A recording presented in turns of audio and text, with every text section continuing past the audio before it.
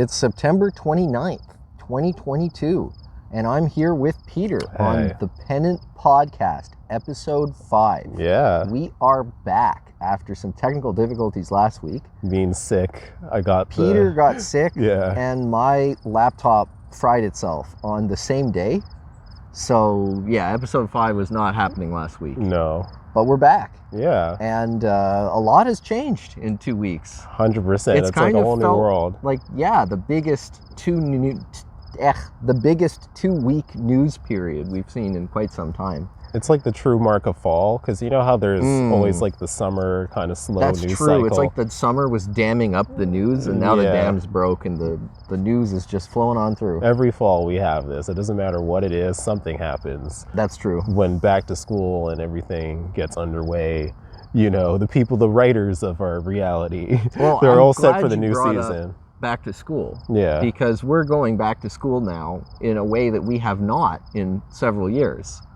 The pandemic, according to President Joe Biden, not according to us, is over. Yeah.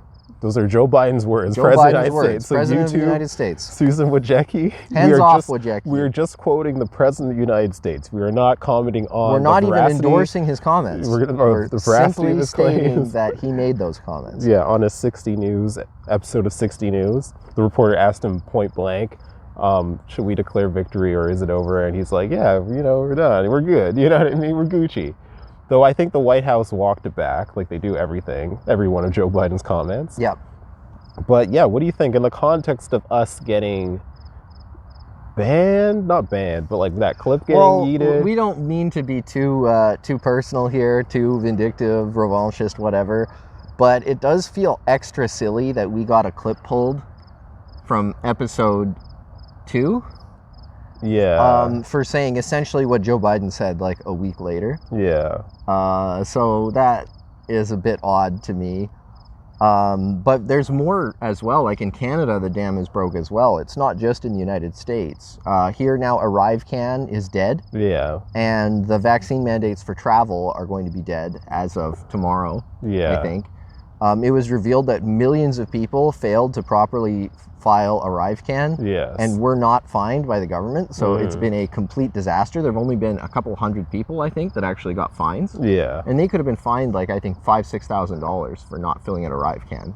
So the complete and total failure of ArriveCAN, even though Omar Al-Ghabra, the transport minister, was dancing around it when reporters were asking him if it's now completely dead or what's going on. Because it had leaked in the media. It leaked, yeah. That it was going to be done by September 30th, and then Trudeau ended up announcing it a week later that it would be done by October 1st. Or October 1st. I don't know if it's pretty much the same thing. Yeah, like, you know. Whatever. But I feel like, no, I'm glad you brought it up because he still wanted his press conference to announce that it was over. Yes. And that the science had changed or whatever. Yeah. And he made that happen by, you know, they danced around the leak and then they made the official announcement anyway and got the, you know, the press along. And yeah.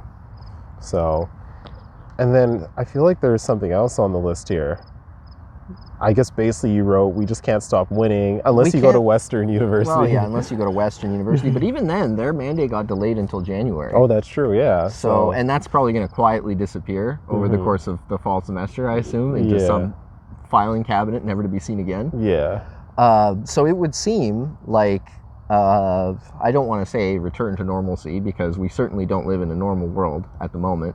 Yeah. But something resembling the lives that we once had has now largely returned to at least most of the population most of the time.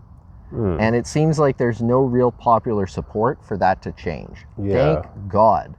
So yeah, in conclusion, it was ridiculous that our video got pulled under those circumstances. We've talked about it before. You can read about it on the website, pennant.inc, INK. When the dam broke like a week later, and basically everyone got on side with our position. Anyway. What do you think is the major difference now? Why is this all happening all at once? Because there's still some people who want to hold on to it, but it seems like the overwhelming majority just, even if they did support it wholeheartedly, they just don't want to talk about it at all. Yeah. Why? What's the difference here? That's a really good question, and I've been asking myself that for weeks now. Because how is the science any different than what it was a year ago, 2 years ago, 2 weeks ago? Well, that's true, You know but what I mean? how was the science of 2019 suddenly now different in 2020? Well, yeah, 2022. Or Yeah. let alone 2022. Yeah, Yeah. like, you know, all of this information about virology and public health and immunization that we just suddenly forgot in 2020 and decided didn't apply anymore. Yeah. And then when we had to rediscover those lessons firsthand, and I'm just talking basic stuff here. And, you know, I'm not going to say anything specific because I'm not an expert. Yeah.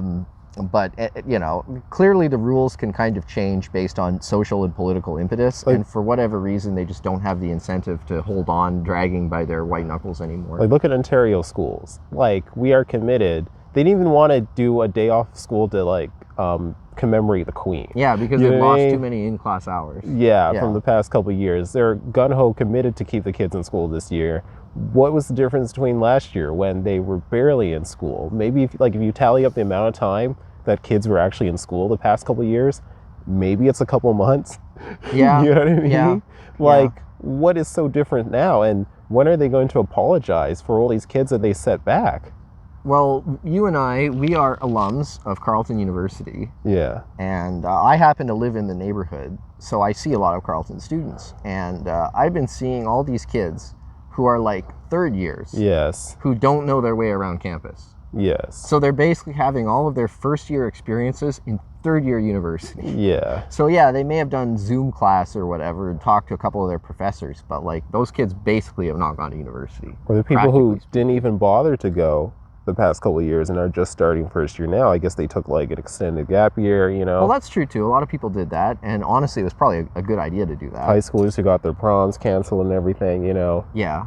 Because like I was lucky, my graduation was delayed 2 years, so I finally got to go in June for Carleton. But yeah, those kids in high school, like, they just didn't have them, you know. Yeah. So all of these things that, not even talking about the people who have relatives in, you know, long-term care homes That who they couldn't haven't even, seen in like 2 years. or who died Or who and they'll died, never yeah. get to see ever again because of restrictions and stuff. Funerals that, you know, had to be capacity limited, you know. Yeah. Like, we need an apology. Like, Trudeau's giving out a lot of apologies. All levels of government are always saying sorry and stuff. What about an apology for our lives? All of the lives that have been ruined. The Prime Minister, while announcing that ArriveCAN is done and the travel mandates are done, did say that the measures that the government took saved, and I quote, hundreds of thousands of lives. Did hundreds of thousands of people even die? That is an inexcusable assertion. That is a complete distortion of the facts Yeah. and is simply presented to us to believe with no evidence. And the only evidence that even occurs to me as being viable, and I use viable in, you know, heavy scare quotes here, is these computer models from 2 years ago that had like 750,000 Ontarians dying, and people dropping dead in the streets and stuff. And those computer models, again, they've been buried in some filing cabinet somewhere, never to be seen again. Just for context, 45,000 Canadians died of the illness. Allegedly. Allegedly since it began. And that's the thing. This isn't even, I don't think this is even sorting for, you know, dying. This is before, and again, when I say allegedly, I'm not denying the existence of viral diseases or anything like that. What I mean, and this I'm being is per very the Ontario careful government. Here, they changed the way that they counted the figures. Yes. And actually, we've been really mean to Patrick Brown in general. Yes. But this was Patrick Brown's great stand for common sense and decency. Yes. When he demanded that the Ontario government amend their death figures and case rate figures based on certain common sense revisions to the data. Yeah. And the government complied because it was a common sense thing to do, and they did it. So bravo to Patrick Brown on that one, and bravo to the Ontario government on that one for getting their act together. And explain how they amended it, like. Well, this was like almost a year ago now, so I'm a little foggy. Well, pretty on much, the details. it's pretty much, it's a difference between dying of the illness and dying with. So if you were admitted to hospital with a broken arm, and you happened to test positive while you were in the emergency room, that's now counted as a virus hospitalization, or it was. Yes. So the Patrick Brown revision of November 2021 which should have been the way that we were calculating this from the very beginning. Yeah. That has changed the numbers. So that's all we mean when we say allegedly died. We're not making any claims beyond that. We're simply talking about the old government figures before November 2021 versus the current government figures. So come on, guys, don't report us. I know misinformation is now a weapon of war. Yes. According to Jacinda Ardern, Empress for life. So we have to be very careful what we say on these online platforms. Man, I have a really shitty Seinfeld joke about misinformation, where it's like, everyone's talking about this misinformation. I'd like to meet her. Horrible. Just ban me off YouTube for that. Rhode Island? Maybe, I don't know. Okay. Just ban me off YouTube for that horrible joke.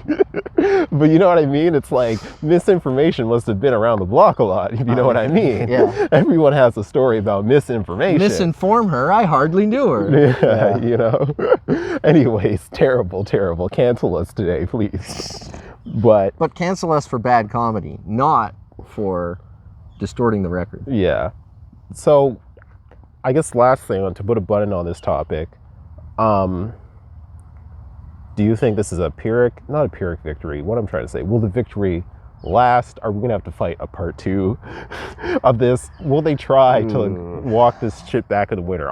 Because I don't want to believe it until we go through a normal winter where you can gather with your family for Christmas. I'm not ready to fully declare political policy victory domestically. We have to get through the winter first. We do. And we all remember what happened last winter when the White House put out that statement about a winter of severe illness and death. When Doug Ford literally closed the province the day before Christmas. Oh my God, that was the week before Christmas, like December 23rd. I remember my last workout at the gym. I was like so sad. Yeah. I was like, man. Anyway. We need to get through the winter, and we need to fight hard that they don't pull the rug underneath us again, because they could. Trudeau even said in the statement. They're always leaving room to bring back things like ArriveCAN and to bring back mandates to, again, save hundreds of thousands of lives based on, I don't know, some Imperial College model from 2 years ago. And also, that's also why the court case. I don't know how much you know about the Brian Peckford lawsuit. Honestly, that's working its way through the Supreme Court. Not much that we didn't know like 6 months ago. Yeah. So I haven't been following the recent developments in that case. Like, I hear things here and there, but I don't know. I'm not even confident that they'll get a good judgment. No, I mean, you know again, the judiciary in Canada has been extremely deferential to political leadership for the past 2 or 3 years. And honestly, it's been a trend here, I would say, probably for decades, if not generations. Yeah. But it's definitely been extremely true recently, which has been part of the reason why it's been so easy to trample on the charter. Like, the only thing I could see actually truly protecting us at this point, from not even stuff to do with the situation from the past 2 years, but also like just any sort of government overreach or tyranny, constitutional amendment. Well, really, we need the whole Constitution to be overhauled. Yeah, you know what I mean? Yeah. But like, repeal and replace the Canadian Constitution. 100%. I think I'm 100% on board with that. I used to be the type of person where it's like, you can't do it because you need the provinces. But fuck it, we need a political movement to, yes, repeal and replace the Canadian Constitution. And Quebec never signed the Constitution anyway. Yeah. So really, we need all the provinces on board for constitutional reform? Come on. You need a substantial amount, at least 7. Oh, I agree. But I don't think you need 10 out of 10 when the current Constitution is not even 10 out of 10. Yeah. And until they do that, you know, I'm all in favor of Alberta Sovereignty Act-esque thing for each province saying, hey, you know what? If it's already built in, this is the legal basis. We're going to a different topic, but just to put a bow on it, so I'm going a bit long. But literally, it's already baked into the Constitution with a notwithstanding clause that Quebec could say, oh, well, we're trampling on the rights of Anglophones and religious minorities. But notwithstanding, you know what I mean? And other provinces have done it too. It's already in the Constitution. So I think provinces should be encouraged to basically, as long as, for me, at least my political position is, as long as they're defending freedom, why don't they just say, fuck you, feds, we're not going to do it. Exactly. What you ask us to. Yeah. You know what I mean? Like, we're just not. And I don't want to get into this for too long and derail the segment any further, but Alberta does have, seem to be showing a certain track record of being willing to do that, of, you know, telling the federal government and the RCMP to go away. Yes. And that's to say nothing of Danielle Smith and the whole Sovereignty Act stuff. Yeah. So I'm not saying any government will save us in particular, because I don't think government will save us. Nobody's saving us but ourselves. At least if we delegate the power down, have a new constitution that reflects that and actually stands up for freedom and actually respects the delegation of power, then we'll be in a much better off situation. We're not asking for anything radical here. Like what Peter's describing is, I would call, basic federalism. Yes, which we don't have in this country. No, we have a hilarious facsimile thereof. Yeah. So, yeah, basic federalism. Basic federalism. That is a thumbs up. Yeah. From the Pennant team. Yeah. So that's a wrap on that topic. Thank you for engaging with our content. Please leave a comment and let us know what you thought. Like and subscribe. Thumbs up. Check us out at pennant.inc, I-N-K, or on Twitter at Pennant Inc. Yeah, thank you for watching. Peace out, guys. Hit that like button. Better do something, boy, don't do nothing. Better do something, boy, don't do nothing. Better do something, boy, don't do nothing. Better do something, boy, don't do nothing.